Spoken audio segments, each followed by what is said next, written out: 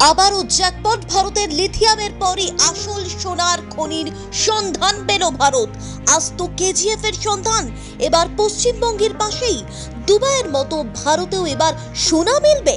ভারতকে প্রতি বছর সোনা আমদানি করতে হয়। সোনার খনি কতটা মেটাতে পারবে দেশের চাহিদা?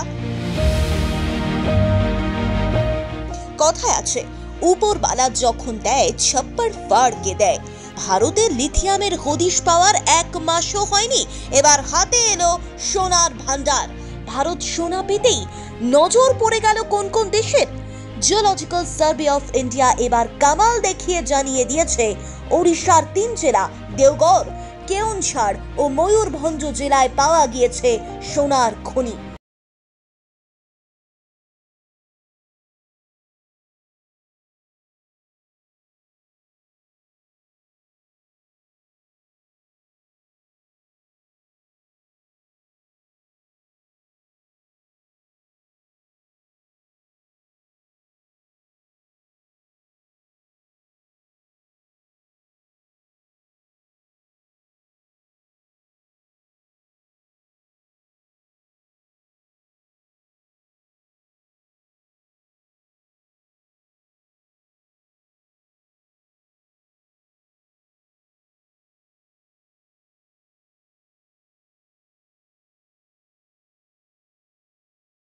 নতুন আশার আলো দেখাচ্ছে।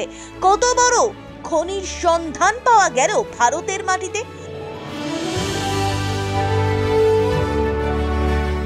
মাটির তলায় কয়েক হাজার ফুট গভীরে কি থাকে সেটা জানা অনেক বেশি কঠিন।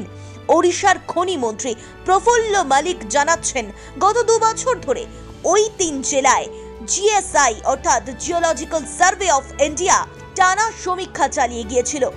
1970 এবং 1980 সালে জিএসআই সোনার ভান্ডারের সমীক্ষা করেছিল, কিন্তু সেবার সমীক্ষার ফল প্রকাশ করেনি কর্তৃপক্ষ। তবে এই 3 জেলায় কত বড় সোনার খনি রয়েছে তা এখনই স্পষ্ট নয়। লিথিয়ামের হদিশ পাওয়া সত্ত্বেও তা বের করা এবং পরিশোধন করা, তাতে রয়েছে বেশ কয়েকটা বড় ফ্যাক্টর। সেটা প্রথম কলকাতা আগেই জানিয়েছিল আপনাদের। ভারতের লিথিয়ামের শোধনাগার নেই, সেক্ষেত্রে বিশ্বের বেশিরভাগ দেশকেই চীনের উপর নির্ভরশীল হতে হয়। তাহলে সোনার ক্ষেত্রেও কি তাই হবে? অনেক সময় মাটির নিচে বহুমূল্য ধাতু মিললেও তা সঠিক কাজে ব্যবহার করা যায় না।